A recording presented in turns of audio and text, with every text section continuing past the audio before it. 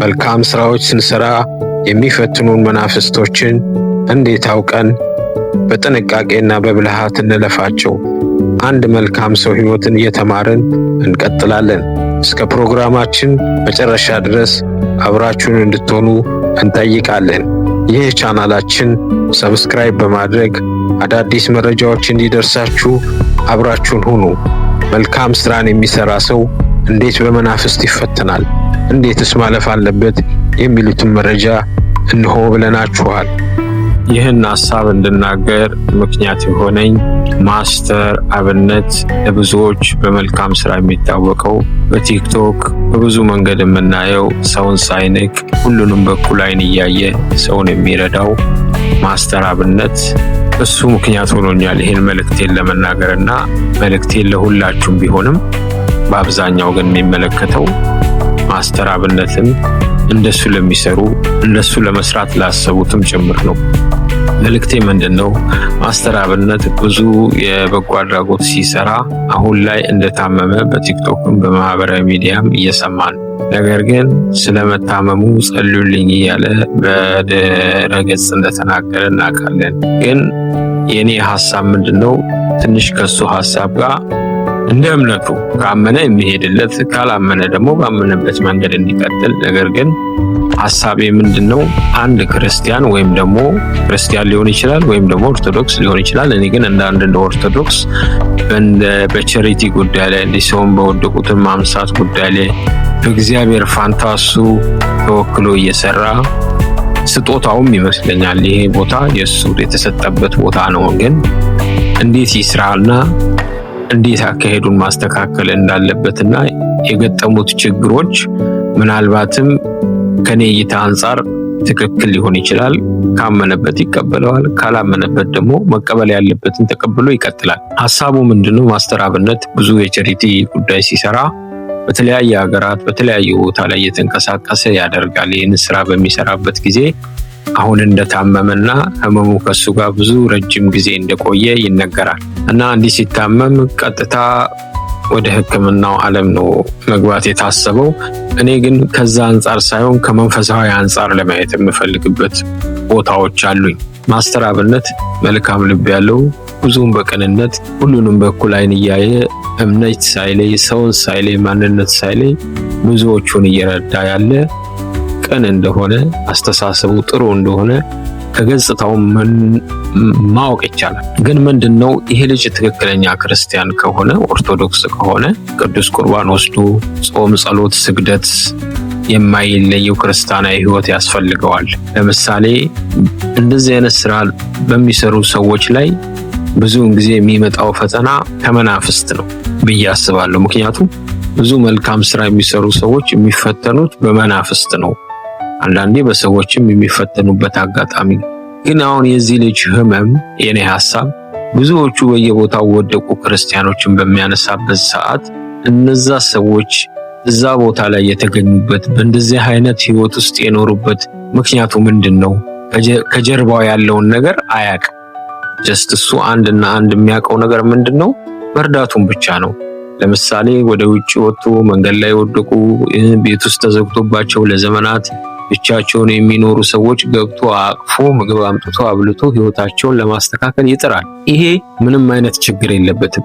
ግን የነዛ ሰዎች ህይወት ከጀርባቸው ምን ይመስላል የሚለውን አያውቁም። አንዳንድ ሰዎች ለምሳሌ አሁን ብቻቸውን ተዘግቶባቸው ልጅ ሳይወልዱ ቤት ውስጥ ለዘመናት የሚቀመጡ እናቶች አሉ። ከጀርባቸው ግን ሲጠና ይሄ ህይወታቸው የማን ውጤት ነው ብሎ ሲታይ ብዙዎቹ የመናፍስት የባዕድ አምልኮ ችግር እንዳለበት አንዳንድ መረጃዎች ይናገራሉ። እንደዚህ አይነት ተስጦ ላይኖረው ይችላል እሱ መርዳት፣ ግን የነዛን ሰዎች ህይወት እንደዚህ ያደረገው መናፍስት ነው። እነሱን ለመርዳት በሚቀርብበት ጊዜ እነሱ ላይ ያለው መናፍስት እሱን ይቃወመዋል። አንድ ኤግዛምፕል ላስረዳ። ለምሳሌ አንድ እዛ ጋር የወለደች ውሻ ልጆቿን አቅፋ ተኝታ ልጆቿን ከላይሽ ላይ ልሰድልሽ ስትል ትቆጣለች። አሴም ላይክ ልክ እንደዛው መናፍስትም እንደዛ ነው። ያን ሰው የወደቀውን ሰው ልታነሳ ስትሄድ ሰውየው ላይ ያሉ መናፍስት አንተን ሊያጠቁ ይችላል። እንዴት ያጠቁሃል? አንደኛ የአምልኮት ህይወት ከሌለ፣ ስግደት፣ ጾም፣ ጸሎት የዘወትር ስግደት ቅዱስ ቁርባን የማትወስድ ከቤተሰብ ጋር በቀን 3 4 6 የማትሰግድ ከሆነ መናፍስቱ ገብቶ አንተ ላይ በፈለገው መንገድ መገለጥ ይችላል። ከፈለገ በበሽታ ከፈለገ እግርህንም በማሰር አንተን ሊያስር ይችላል። እንደዚህ አይነት ነገር ሲገጥምህ ቀጥታ አንተ የምታውቀው መንፈሳዊ እይታ ከሌለ ወይም መንፈሳዊ ልምድ ከሌለ ወይም ከመንፈሳዊ ህይወት ካላቸው ሰው ጋር ግንኙነት ከሌለ የምትሄደው ምንድነው? ሰውን በምትረዳበት መንገድ አንተም እንድትረዳ ትፈልጋለህና ወደ ሕክምና ነው የምትሮጠው። ሕክምናው ላይ ስትሄድ የተለያየ ምክንያት በመስጠት እስከ ኦፕራሲዮን ደረጃ ላይ ሊያደርሱ ይችላሉ። ስለዚህ እኔ የምልህ ምንድነው እንደዚህ አይነት ስራ ስትሰራ ኦርቶዶክስ ከሆንክ ለዚህ ስራ በእርግጥ ተሰጥቷል፣ የተሰጠ ሰው ነው፣ ጊፍት አለ። ግን ሰውን የሚረዳ ሰው ሁሉ የሚያመልከውን አምላክ ያውቃል ማለት አይደለም። ስለ ዲያብሎስ አሰራር ደግሞ ሌሎች የተሰጣቸው ጊፍቶች አሉ። እነሱን ማዳመጥ፣ ከነሱ ጋር ምክር መቀባበል መውሰድ አለብህ። ምክንያቱም የምታነሳው በብዙ በመናፍስት የወደቁ በመናፍስት የተያዙ ሰዎችን ህይወት እየሄድክ ስለምትነጋ ከነሱ የሚወጣው መንፈስ አንተን ሊያጠቃህና ቤተሰብህንም ሊያጠቃ ስለሚችል የጸሎት፣ የአምልኮት፣ የስግደት ህይወት ግዴታ ጠዋት ጸልየህ ሳትሰግድ ቅባ ቅዱስ ሳትቀባ እግዚአብሔር በቀኝ አዋለኝ ሳትል ወደ ስራ መሄድ የለብህም።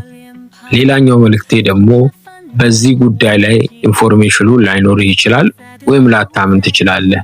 ነገር ግን እግዚአብሔር መልካም ልብ ካለ ትክክለኛውን ነገር ሊያሳይ ስለሚችል በእንደዚህ አይነት ጉዳይ ላይ የሚያግዙ ሰዎችን ጥቆማ ልስጥህ።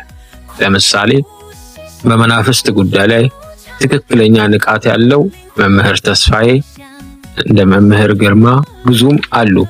የነዚህን ፕሮግራሞች ብትከታተል በዩቲዩብም ያስተምራሉ፣ በአካልም ቀርበህ ሊረዱህ ይችላሉ። እና ችግርህ ምናልባት የሕክምና ችግር ላይሆን ይችላል፣ የመናፍስት ጥቃት ሊሆን ስለሚችል ከዚህ አንፃር እንድታየው ነው። ሌሎቻችሁም እሱ የተላከው መልእክት ለሁሉም ነው። ይህንን አውቃችሁ በዚህ መንገድ ብንንቀሳቀስ ኖርማሊ ማንኛውም ሰው ከቤቱ ሲወጣ ሳይጸልይ ሳይሰግድ በቀኛው ላይ ሳይል ቅባ ቅዱስ ሳይቀባ ባይወጣ መልካም ነው። ግን የማያምኑበትም ሰው ስላሉ ለሚያምኑትም ለማያምኑትም መልእክቱን ማድረስ ስላለብን እናደርሳለን። እና ማስተር አብነት ቀጥታ ይሄንን ቪዲዮ ካየህ እስኪ ይሄ ነገር ከዚህ አንፃር ሊየው ብለህ በቅንነት አይተህ የጠቆምኩ ቪዲዮዎችን አይተህ መንፈሳዊ ህይወትን ያንተንም የቤተሰብን ምክንያቱም አንዳንድ ጊዜ ምን አለ መናፍስት ዘሩን አይለቅም ማለት ምን ማለት ነው? ለምሳሌ ያንተ ቤተሰብ ቅድመ አያት የሆነ የአምልኮት ህይወት ውስጥ ከነበሩ እነሱ አንተ አላምንበትም እንዲህ አይነት ነገር አልቀበልም ብለህ ጥለህ ወደ ዓለማዊ ህይወት ልትሄድ ትችላለህ። መንፈሱ ግን አንተን አይተውም። እየተከታተለ ከቤተሰብ አንዱ ላይ አርፎ የብዙውን ህይወት ያመሰቃቅላል። ሳይነቃበት ብዙዎቹንም ይዞ ይሄዳል። እንደዚህ አይነት መንፈሳዊ ፈተናዎች ስላሉ ቀረብ ብለህ መማር ካለብህ ሰዎች እንድትማር መልካም ስራ እየሰራ ስለሆነ አንተን ደግሞ በዚህ በኢንፎርሜሽን ማገዝ አለብህ እንድትነቃ። ይሄን ለማለት ነው። ሌላም እንደዚህ አይነት ሐሳቦች ሲመጡ በሚዲያ እናካፍላለን። እንደዚህ አይነት እይታዎች ጥሩ መስሎ ከታያችሁ በእርግጥ ሁሉም ይቀበለዋል ማለት አይደለም። እኛ የምናምንበት እንቀጥላለን፣ የማያምንበት በራሱ መንገድ መቀጠል ይችላል። ግን እንደ አንድ ኢንፎርሜሽን ሁሉም ሰው መዳን ስላለበት ሁሉም ሰው መስማት ስላለበት ይህን ኢንፎርሜሽን አደርሰናል። ለተጨማሪ መረጃዎች ሰብስክራይብ፣ ላይክ በማድረግ ዩቲዩብ እናሳድገው። ከሚሰሩ ሰዎች ጋር አብረን እንስራ። ለመልካም ከተሰለፉት ጋር አብረን እንሰለፍ። አመሰግናለሁ።